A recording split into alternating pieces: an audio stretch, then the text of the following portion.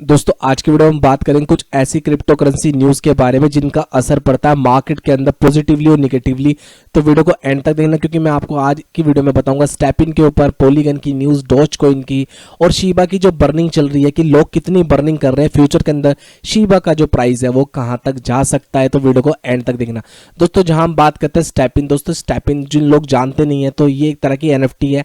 दोस्तों बहुत से लोग कहेंगे NFT का यूज़ केस क्या निकलता है कि ये तो एक तरह की पिक्चर है जिसको मैं कॉपी भी कर सकता हूं डायरेक्टली जाके स्क्रीनशॉट लेके। बट दोस्तों अगर आपके पास NFT होती है तो दोस्तों बहुत सी NFT ऐसी होती है जिनका यूज केस निकलता है।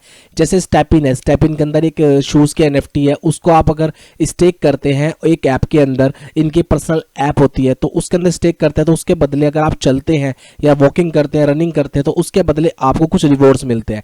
तो वो जो रिवॉर्ड्स मिलते थे वो GMT टोकन के बदले मिलते थे।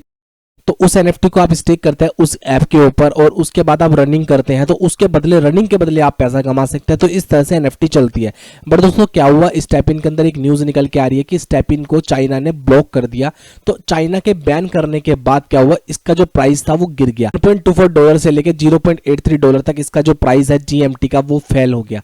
तो दोस्तों एक ऐसी NFT है जो फ्यूचर के अंदर सोलाना की टॉप 3 NFT के अंदर आ सकती है। दोस्तों जिनके पास है वो उसको होल्ड करके रखे, कोई दिक्कत की बात नहीं। अभी मार्केट डाउन है इसलिए आपको रिवॉर्ड नहीं मिल पा रहे होंगे। तो दूसरी जो न्यूज़ है वो पॉलीगन के ऊपर। दोस्तों जिन्होंने पॉलीगन को होल्ड कर रखा है दोस्तों फ्यूचर इसका बहुत ही ज़्यादा ब्राइट है। इनकी टीम लगातार कुछ ना कुछ करती जा रही है।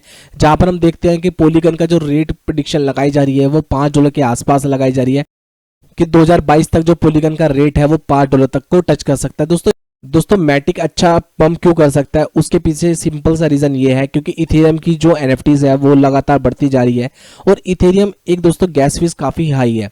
अगर मैटिक की आप ब्लॉकचेन यूज़ करते हैं, उसको अपनी NFT बनाते हैं उसके ऊपर, तो इसके लिए आपको कोई चार्ज नहीं लगेगा। जब वो NFT बिकेगी तब 5% आपको एज अ गैस फीस आपको देना पड़ेगा मैटिक को। तो स्टार्टिंग में कोई चार्ज नहीं लगता है, जब NFT बिकती है तब आपको चार्ज देना पड़ता है।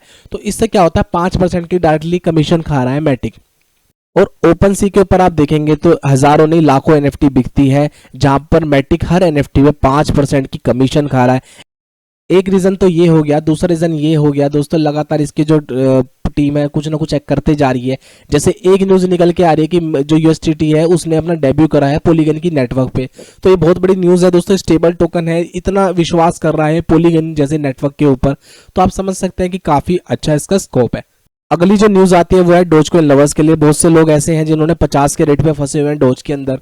उनके लिए क्या स्ट्रेटेजी रहेगी फ्यूचर के अंदर, क्या डोज कॉइन पंप कर सकता है दोबारा जैसे स्टार्टिंग में जब बुल रन आई थी उस समय 50 या 60 रुपए के आसपास चला गया था। दोस्तों क्या हिट करेगा $1 के आसपास। तो डोज कॉइन दोस्तों सबसे पहले तो चीज़ ये है कि एलन मस्क का फेवरेट टोकन है। इन्होंने अपने बच्चे के लिए, जो इनका लड़का है उसके लिए इन्होंने अपने डोज कॉइन को खरीद के रख रखा है। एलन मस्क एक ऐसे जिद्दी इंसान है जो जिस चीज़ के ऊपर लग जाते हैं उसको पूरा करके ही छोड़ते हैं। जैसे इन्होंने ट्विटर को खरीद लिया, ट्विटर के पीछे लगे तो ट्विटर को खरीद लिया, टेस्ला के पीछे लगे टेस्ला कंपनी को खरीद लिया।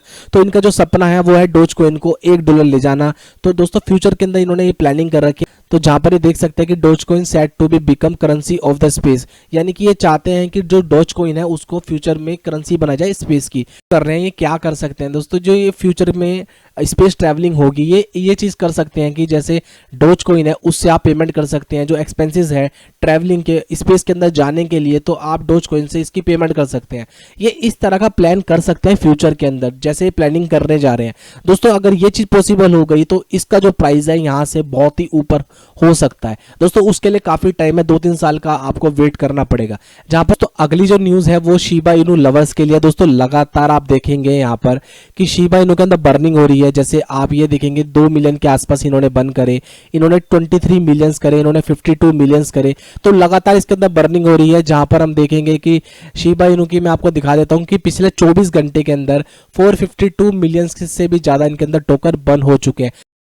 और शिबा इनू की सबसे बड़ी प्लस पॉइंट ये है कि 500 से भी बड़ी इथेरियम वेल्स है उनके पास इसके टोकन है। और यदि वो बर्निंग करते हैं, यानी कि 500 वेल्स जिनके पास शिबा इनू के बड़े बड़े होल्डर्स है, बहुत बड़ी वेल्स है, उन्होंने बर्निंग स्टार्ट कर दी तो इसका जो प्राइस है वो बहुत ही आगे आपको दिखने को मिल सकता है। दोस्तों सारी चीज़ें लॉन्ग टर्म है, लॉन्ग टर्म के एक्सपेक्ट से आप इसको देखिए।